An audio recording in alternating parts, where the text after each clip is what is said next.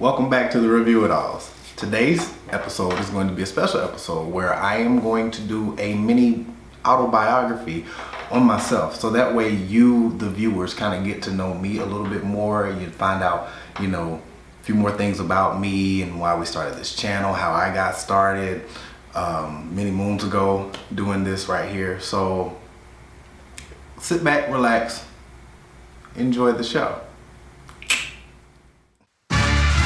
Some people review places, others review products. Some people even review other people, but us, we review it all.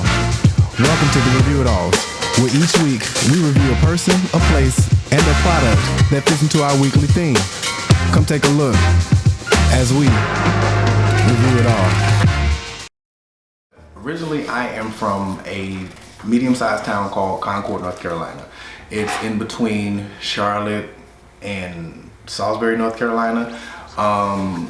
It's known as the Jewel City, but we'll get to that in a second. But yeah, that's where I'm originally from. I have a lot of friends and family back there. I am one of 3 biological, 12 collective children. I'm kind of a middle child. I actually do fit that stereotype of being a middle child. So if you are a middle child and you know what that is and what that entails, great. If you're not a middle child, it's not for you to know. It's kind of like a secret society of middle children that only we know the characteristics of a true middle child. Anyway, but no, growing up in Concord, North Carolina, there wasn't a whole lot to do. It was either going to play basketball, going to the park for the summer jam down at Caldwell Park. Shout out to everybody in Zone 134, Logan community. That's my home. I actually did live in the Logan community in several spots on several streets throughout my lifetime. So yes, I am a Zone 134 native, always and forever will be. But no, like it was either playing basketball, playing with your friends. As kids growing up, we didn't really have vehicles to where we could venture out and go here and go there. So, we had broad and vast imaginations. We we used to get together sometimes and like perform concerts on our front porch. And our friends, some of the friends would play as the audience, like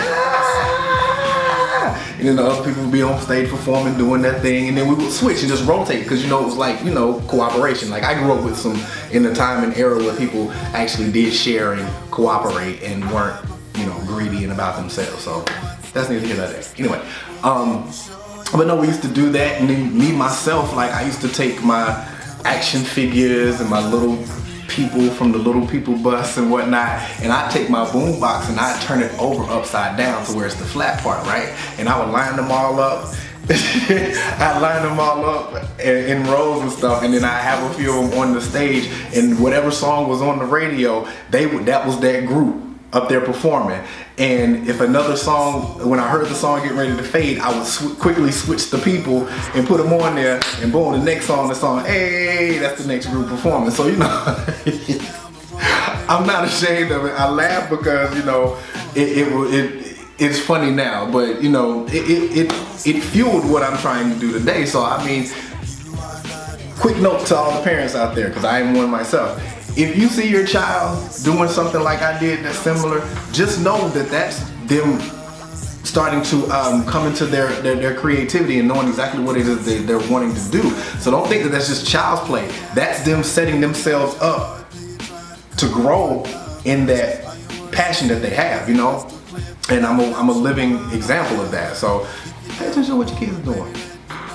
They might be trying to tell you something, I wish that I had a lot more support in my artistic ventures as a kid, because I would have gone to School of the Arts and many other places, and who knows where I could be. But guess what? That was then and this is now, and I always knew that I wanted to do this, so here I am, But I started out as a dancer. I went to the NYSP program at Barbara Scotia College.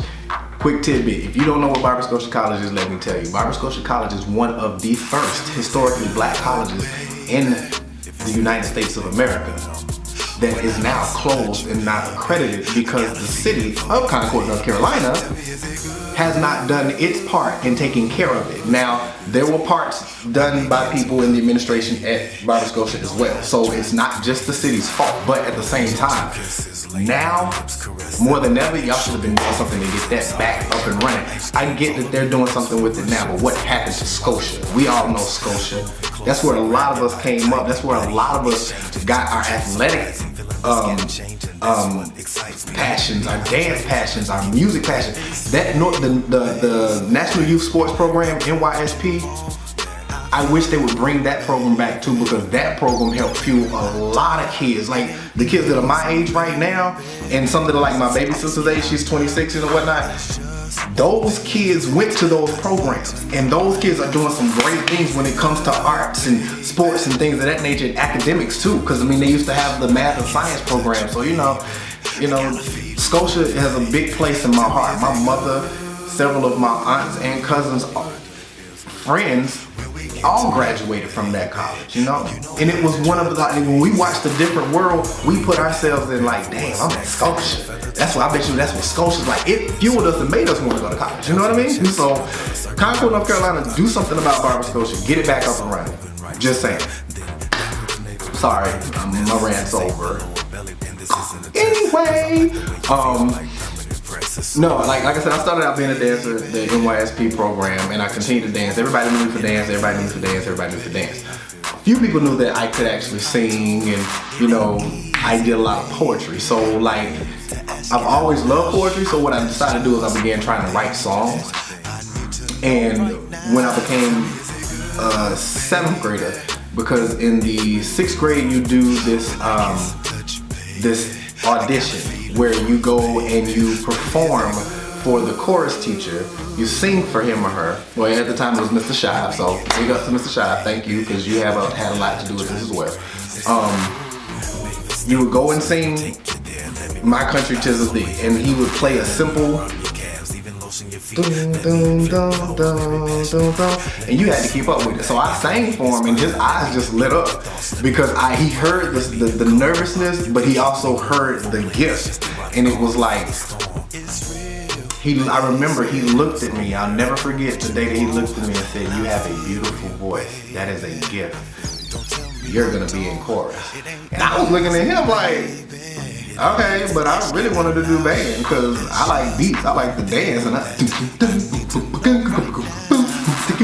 so I wanted to play quad. Got a chance to do that in a different band, but not in high school. So you had to choose either one.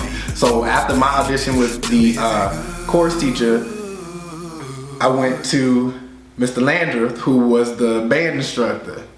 And I told him that what I was interested in, I was interested in the drums. You know, I was interested in the drums because I was a person that moved by beats. That's part of my African and my Caribbean culture. You know what I'm saying? By the way, I do go by the name Quadro or Kojo, which means man born on Monday.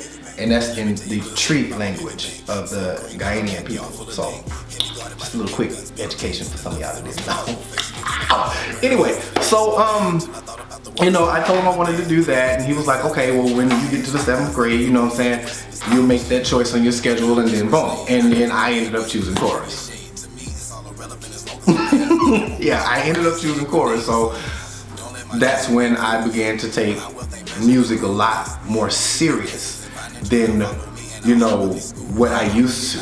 Like, we used to have days in chorus to where we used to get up and everybody got to sing their own thing. It was kind of like an open mic type part of the class, and it was great, you know what I'm saying? And then being in the 7th grade, you know what I'm saying, I hung out with a lot of girls, and I hung out with guys, but I hung out with a lot of girls. So it was like, that's how I know how to communicate with the opposite sex most of the time, because I grew up with a lot of girls. And I have a lot of sisters and I have a lot of aunts and whatnot. So listening, understanding, you kind of get it. You know what I mean? So I knew that they liked guys that could sing. And I'm like, shit, I'm about to start singing for these girls. And so I was like, they all know I can dance, but they don't know that I can sing like that. So one day I got up in chorus and I sang this song called I Love You, and it's a gospel song. Big ups to Sherry Span. You're like an aunt to me, a mentor, a guide. You actually were part of my musical journey as well, and I will never forget that. Thank you so much. Unfortunately, she lost her battle to breast cancer quite some time ago. You know, that's another reason why I'm a big breast cancer advocate. Not only am I born in the month of October, the first day of it, but I have had people that have been close to me. And when I say close, I'm talking about immediate family, friends, lovers, whatever. I've had those people close to me deal with that exact ailment. And it's something close to me, period, point blank. And thank you, Sherry. You know, you were the first person that I knew to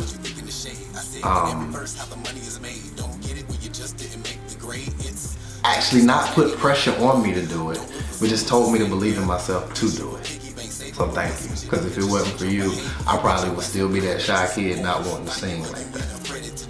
So thank you, I greatly appreciate that. But she taught me the song. I heard her sing it one day. I think it was either at a funeral or a revival. I was a kid, I was middle school. She sang the song and it just brought tears to my eyes, and I wanted to learn that song so bad. So she taught that song to me, and then she taught it to my cousin Sylvester, and he took the alto tenor, and I took the more tenor baritone, or the baritone bass section of it. And we sang it, and the way that the harmonies went through, it was like we were at my Aunt Mary's house, and everybody was in the house doing their own thing. It was loud and everybody was having a good time and stuff, and Sylvester and I started singing that song, and immediately everybody got quiet. It became crickets in that house, and they were just like in awe at how we sounded. And like as I'm singing it, I didn't understand that we sounded that good, and then I kind of just held on to the note on this side of me, and this side I opened my ear and listened, and it was like, yo, damn, we sound good, boy. So yeah, it was around 1992 when that happened, me getting in chorus, meeting Sherry, and well, my Aunt Sherry, excuse me, I'm gonna be proper about that, but meet my Aunt Sherry, and wow, just taking her advice, you know what I mean? Thank you to my Aunt Bernadine, my mother's actual sister, who was best friends with Sherry, or is best friends, she's still here with us in spirit, but who's best friends with Sherry, who actually introduced she and I. She came up to Concord with my aunt to visit us. It was freaking amazing. So yeah, thanks. See, small things. That's what, you know, so that's kind of how everything has started, you know. Now watch me two-step it, then hold it up, do it just like I'm a boss. Do it inside, do it outside, keep it real fly. Hold up, do it down real low, take it down to the floor, bring it back. In 2004, hold on, let me stop before I say that, because I don't want to discredit anybody. So, in the early 2000s, I did a lot of different collaborations. I worked with Maximilian Productions, Maximilian Records. I worked with Lockdown Entertainment, doing mixtapes and whatnot. Big up to Spank. Kenyatta Cook, rest in heaven, cousin. Love you, miss you. We need you here, but we gonna still keep killing it for you. Anyway, worked with 5TH Gang, and these Juan Lo, Tahoe, Queen, oh my gosh, Alo, D Kirk, my homie. Like the list goes on. I worked with a lot of people. A lot of different people, and they were local people, but a lot of them are still making noise out in the independent industry right now, so don't sleep on them. Man, anybody that I name, you know what I'm saying, you know, if they still around, still doing their thing, I guarantee you that they out, even if they go by different names, but I guarantee you that they out here doing it. So big ups to y'all, you know what I'm saying, y'all were part of the JCP family. But started my own entertainment entity known as Jewel City Productions. It was called Jewel City Productions because I'm from Concord. Concord is right before you get to Charlotte. So you got like Concord, Harrisburg, and like other suburbs and stuff, and then you got Charlotte. So you got medium city, the small suburbs, big city. And Charlotte is known as the Queen City. No shade, but all shade to everybody in Cincinnati. I love y'all, but y'all are not the Queen City. Don't know about no Queen Cincinnati. I know about Queen Charlotte, but I've never heard about a Queen Cincinnati. I'm not sure why you guys are called the Queen City, and I'm not hating, so please don't take it that way, because I'm really not. But I've been saying that since 2000, my very first time stepping foot into Ohio, 20 years ago. So it is what it is. I still love y'all. Ain't no love lost. It's just what it is. You know, just like y'all do with the Wright brothers and we do. We're not gonna get into that, but we're gonna have an episode about that. Like, you know what I'm saying? The differences and similarities of Ohio and North Carolina and what the real beef is. So yeah, we're gonna get into that, but this is not for that. Right. Yeah. Right. Okay. But no, like I said, in 2004, I started JCP, Jewel City Productions, and it was mostly about fine arts management and talent. You know, it was about making music, being an independent recorded artist, finding other talent, working with them, helping mentor them all at the same time, making beats. I was producer, engineer, CEO, everything at that point in time. You know, my ex-wife, big up to you, Les, she helped out where she could, you know, but we were raising kids at the time too. So, you know, it made things a little bit difficult, but not a whole lot. But big ups, yeah. I was just pretty much every hat in the company. So it was like, okay, do I want to work on this right now, or this right now? Or do I want to continue to keep trying to do it all? And it was like, the more I kept trying to continue to do it all, it was like, this shit is overwhelming, period. You know? So it was like, okay, what do I do? So I actually started to focus more on music, you know? And the thing is, it was a more trial by error, or trial and error, and success by error type thing. You know, you can't succeed without failure. So there were many times that I dropped the ball when it came to the engineering side of it. Like the writing and the beat production and stuff was good to go.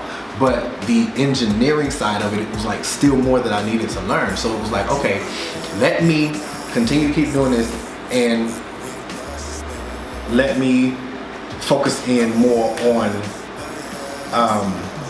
the actual ins and outs of production work, you know? So like, not production work, I'm sorry, engineering, excuse me. But so I was like, all right, okay, I'm gonna go ahead and do that.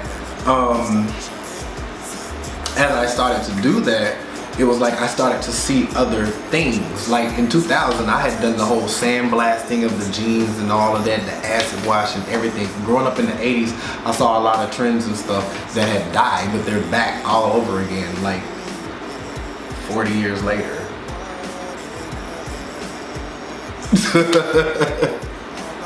Oh boy. Just imagine if you knew what you really needed to know. Anyway, but no, I started to want to do more like with the fashion side of things. I wanted to do more of the writing, as far as like publishing, writing books and stories. I've always been a story writer, you know what I'm saying, with my love of poetry, and I actually had a love of writing. I used to write like mini erotic stories. I used to write mini adventure stories, mini horror stories. So it's like I used to write little small short stories, and they were all like different genres, but it, you know, it just turns out that actually was something that was setting me up for what I do now. You know, again, parents, what your kids doing, they be setting themselves up for something great. Anyway,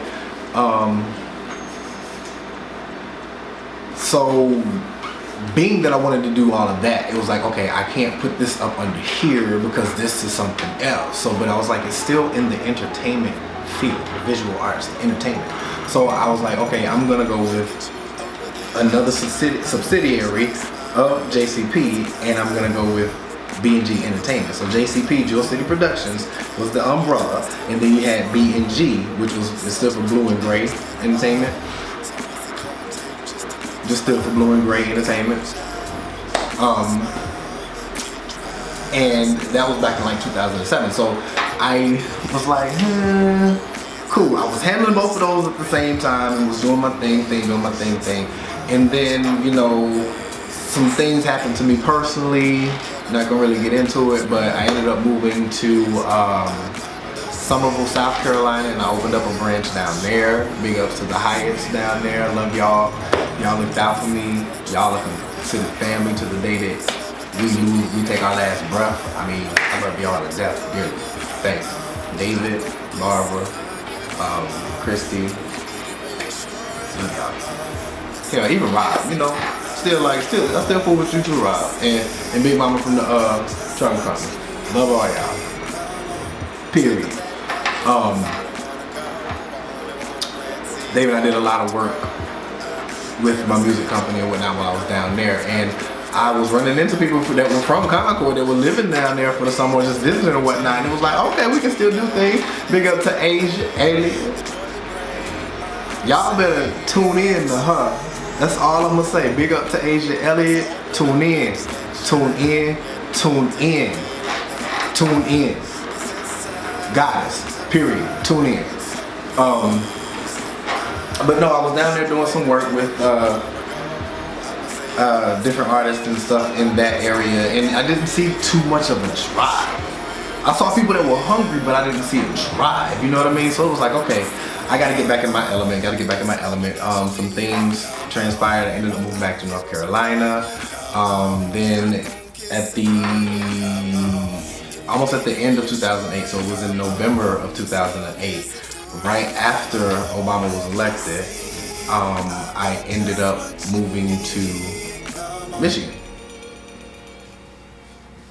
And that's where things began to kind of move a little bit more for me, you know what I'm saying? So when I got up here, I merged both of my companies, JCP and the BNG Entertainment. So now my company is known for the last 12 years, it's been JCP BNG ENT. So, you know, it's been JCP/BNG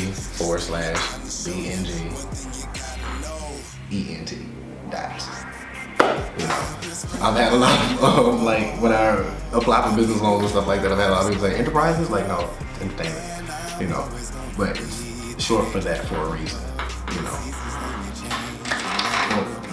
Some things, you know, you have to wait till next week when I'm supposed to come back and do a 10 questions, right?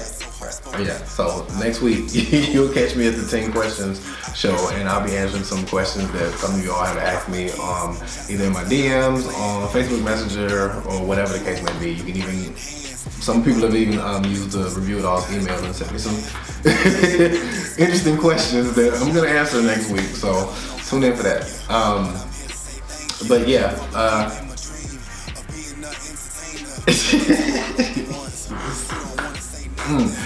I merged my two companies and gained one entity, but I was in the Detroit area, so it was like, okay, I need to start getting out there. I want to get out there. I want to get my name out there. So I started performing in shows. I don't know. I'm gonna be 100% honest with y'all. Like, for real. I don't even know how this happened. All I know is I got an email from this dude. Big up to Jordan Westland. You know, big ups to you, bro. I got an email from this dude, and he was like, "Yo, we having this show with the Bullfrog. You want to do it?" I'm like, who are you? Who sent you? You know what I'm saying? Being somebody new in a new state, new city, new area, especially like Detroit, you had no idea, you know? So it was like, who are you? Who sent you? You know?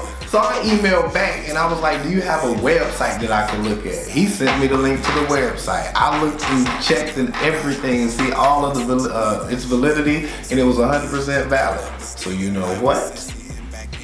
I was down for it. I was like, well, what's up? Let's see what we can do, right? So they sent me the link, and it was a thing called Acting Shows, and they basically put me out there. Like, I'm not going front. Like, I don't really do acting shows anymore now, but yeah, they put me out there.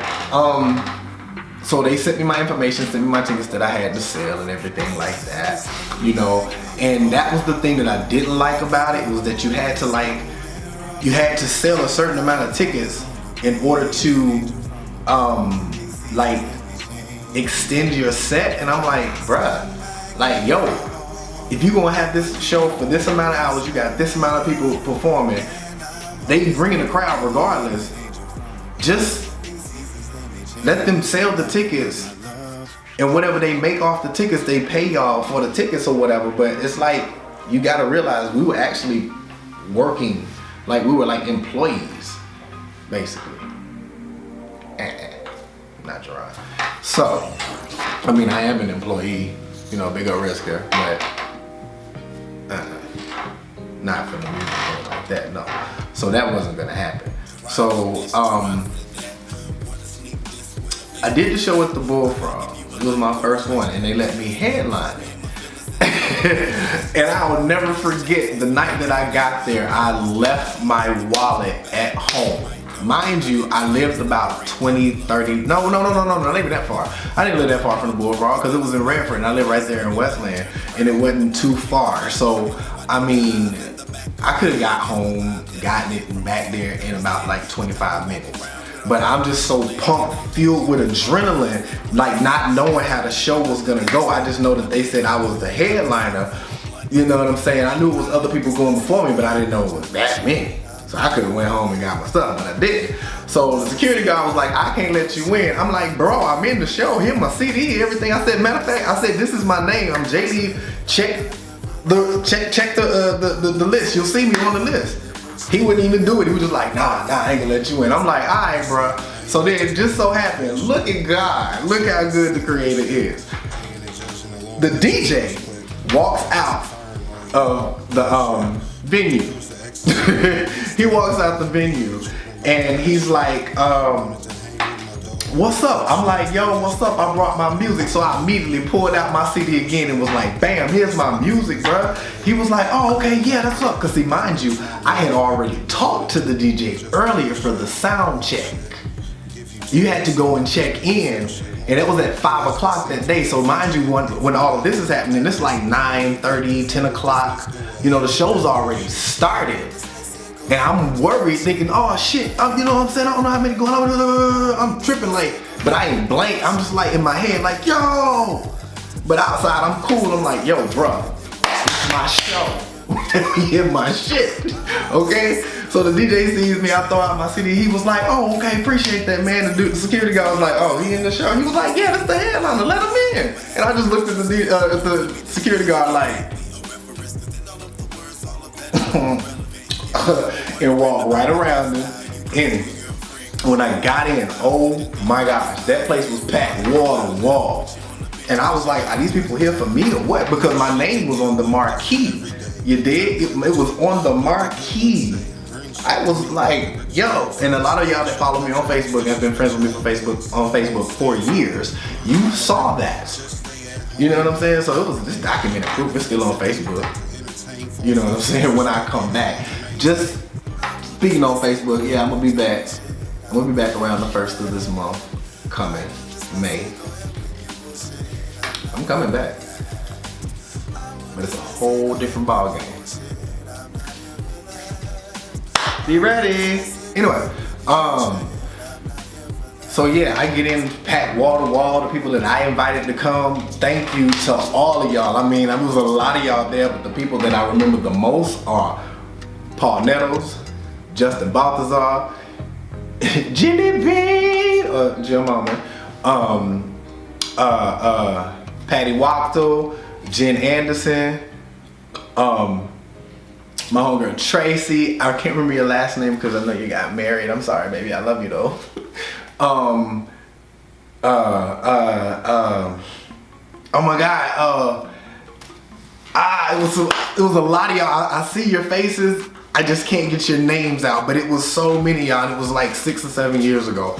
And a lot of y'all played on my softball team and were just friends of mine. I appreciate y'all. Carl, my old supervisor, thank y'all. You know what I'm saying? He didn't come to that show, he came to the one in Royal Oak, but they showed up and we showed out. We had a good time. We really had a good time, and I think that was when these people who had just started to know me started to realize, oh, okay, he got a catalog. He got some depth to him. Okay, he like, okay. So, you know, it was like cool. It was fun or whatever. But then I did more shows like at Club Blue. I did a show in Royal Oak, Michigan, Ferndale, Michigan, Middletown, Ohio, Sharonville, Ohio. Recently I've done Lima, Ohio for a couple of times. Of course, Concord, North Carolina, and Charlotte, North Carolina. Las Vegas, Nevada. It's been some places in which I have actually had a chance to perform, and I'm very blessed and thankful for that. Highly favored, and I appreciate you, creator. Thank you so much, and I can only hope for more. You know, that's gonna bring about a huge future from the things that I've done in the past, you know? So, I mean, I just hope that people are watching and paying attention and knowing that this is not just a fad. This is not going anywhere, you know? There's a future to this.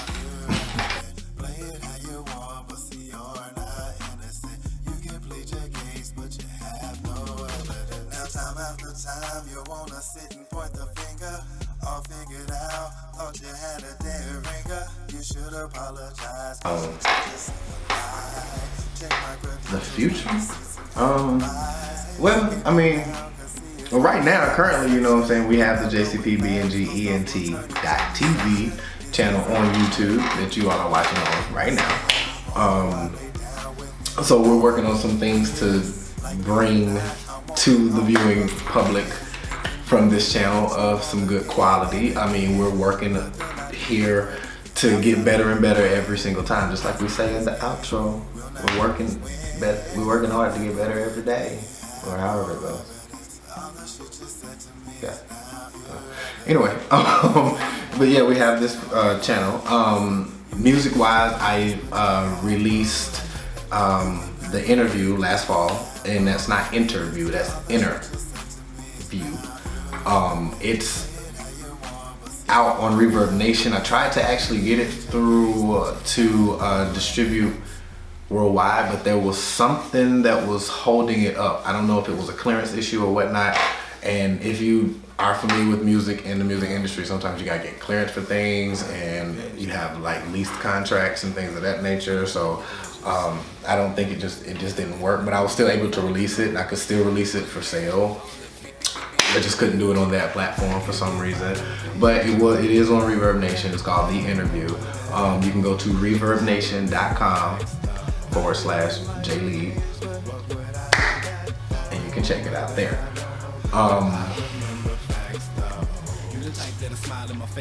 So yeah, I released that last fall.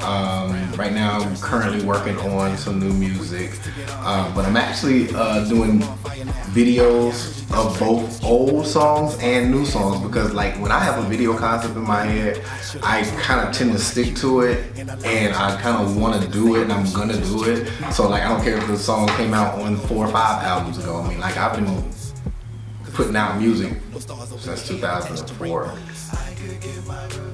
Heavy since 2004, and it was like once a year. 2004, I got mixtapes that had like 40-50 tracks on it, where they had all kind of funky dope artists on there. I even had one called the WABK Hot Hour. It was a mixtape that was like based off of a radio show. We had radio commercials and everything in it, and it was just me doing it with my homies and my friends and my fellow artists in my home studio. And a lot of people remember that one. You know what I'm saying? WABK Radio. What? Anyway, yeah, so, I mean, the old music that I had videos, I mean, like, yeah, video ideas and stuff in my head for, you're gonna see them. They're gonna see them. You know what I'm saying? And this is just the thing, if you think about it, by me doing that, what am I doing? And this is just a little bit of a jewel for you. What am I doing? By me putting out a visual of a song that's not on a current release or something that's forthcoming, it tends to make people go back and look at your catalog of work and start to listen to other songs. And then that's when you start to gain a fan. But it's not as easy as 1, 2, 3. There's more to that method too. But it's a method and it works. You know, I'm currently working on some dance interactives where what I can do is now the camera systems and stuff that I have, I can actually use them as webcams on some of my other computers and whatnot. And we'll be doing some interactive dance classes because until I get my actual brick and mortar studio. That's still one of my goals. I have a dance company. We don't have a space, but I have a dance company. The name of my dance company is Urban Dance Visions. And yes, we are still around and we still killing it. I still have students. Just because we ain't out and about don't mean that we're not in existence, because we are, and we're coming. We're coming back for our crowns in all the dance competitions. Revolution, Car, Star Power. We coming. We're coming. We're coming. Okay. Okay. But yeah, we got dance interactives coming up. I have a few test photo shoots because, like I said, I have a new studio now. So I'm gonna be trying some new things, some ideas and stuff for some classes and stuff that I've been taking. So now it's time. Now I have the space. We've had this time staying at home with these different orders. So I mean, it was like continue to master your craft, and that's what I chose to do. And that's what I'm doing. So yeah, I'm gonna do some photo shoots. I have a wedding to shoot in August. Big up to T. She was on episode 1 of the Review It All. She sells the Pure Romance. She's also my star. Big up to you. I'll be officiating her and Charles' wedding. Big up to my brother Charles. I will actually be officiating a wedding in September. Big up to Roz and Aunt. Let's get together so we can work on these styles and how we're gonna do everything. Since we know this and we're right here in the spring, the best time to get ready for the fall wedding. Everything else, not just everything else in place. Let's get our work together. I'm just doing a lot. I tend to keep myself busy. Yeah, I keep myself busy because, like, you know, if I don't, then I'll get stagnant. And when I get stagnant, it's like, okay, I don't want to do it no more. And then it's like, I don't want to do it no more. It's like, I forget all about it. And then it takes one thing that triggers it. And I'm like, oh, right back to it, and do it like I never really lost it, you know? So I kind of got tired. I get tired of that back and forth. So I'm just like, man, I'll just stick with it. You know what I'm saying? And the more I continue to stick with it, the more things progress and get better. And that's what I got to do. Now, as far as the future for us, what we're planning, currently writing a short horror film. It's African American based. It's a Moorish American, Black, African, whatever you want to call yourself, people of color based horror film. It's gonna be interesting. It kind of puts you in the mind of Nightmare on Elm Street meets like Paranormal Activity meets The Conjuring. And I know that seems kind of weird, but I promise you, it will make sense. It fits together. I've talked to some people who actually have done some screenwriting before and written books and stuff like that, and they're like, yeah, I like this. It comes together well. So it's gonna be a short horror film, not gonna be anything in the major theaters, but it's something that we're gonna premiere here on this channel. So stay tuned. We will be looking for actors, actresses, stagehands and things of that nature. Coming this summer, we actually are behind schedule because of the stay-at-home order, so we're just keeping things moving as we can, you know.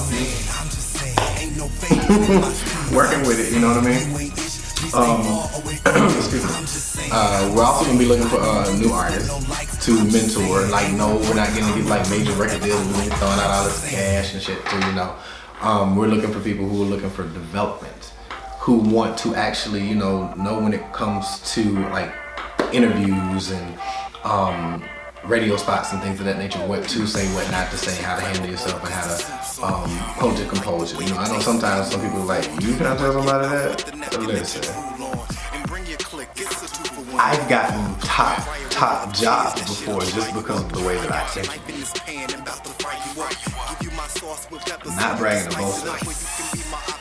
I'm just stating the fact. So, yeah, I do think I am qualified to do that. You know. So yeah, we'll be yeah, then gotta kind of wrap it up. We got some more stuff going on. Anyway, actually, I'm writing a black sci-fi novel. I actually started working on that back in 2016, 2017. And it's a series.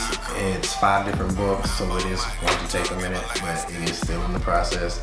I actually thought about scrapping what I started out with and starting over, because the story continues to stay the same, but the visions and the ideas and the connections and the twists and turns that all connect together, they change daily sometimes when I'm thinking about it. So, you know, who knows? I may or may not change it, but that's something that's in the works as well. I have a teesprings.com account right now.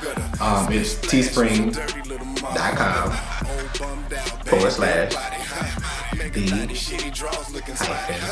/skills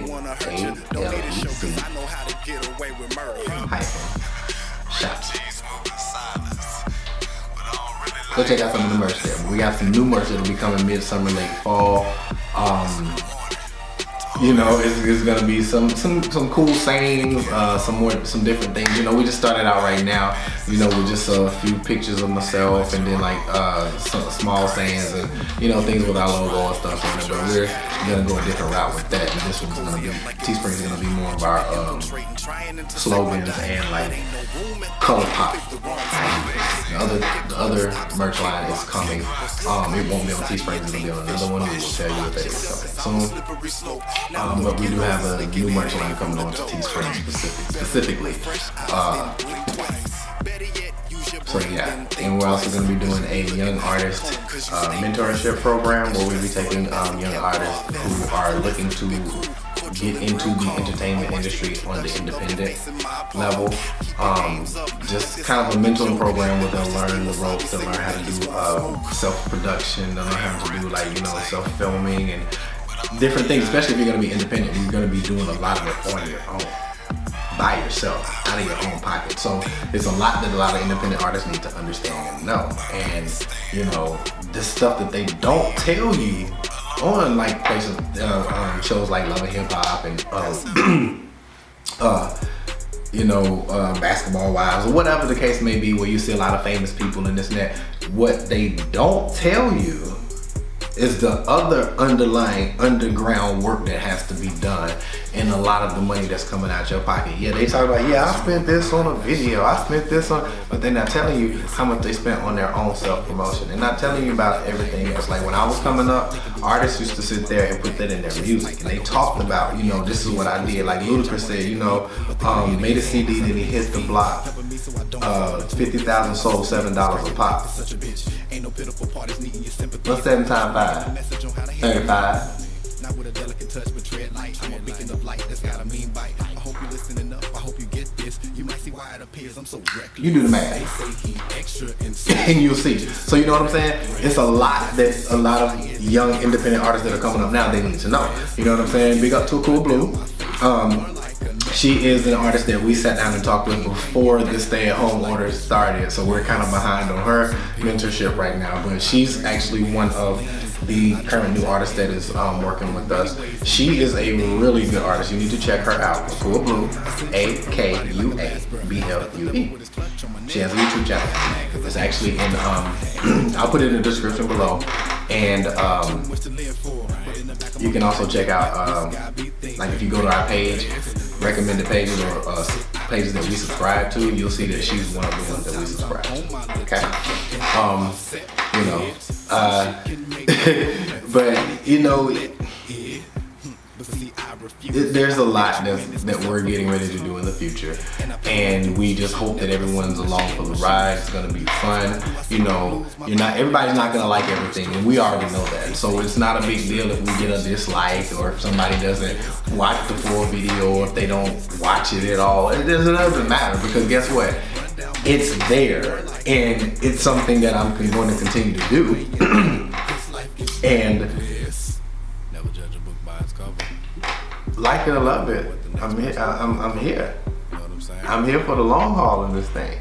You know, until the man upstairs, the heavenly creator, tells me that it's my time to leave this earth and go home. And even still, from the grave, I'm gonna still be dropping hits. You know, my legacy don't stop when I stop. My legacy stops when my lineage stops.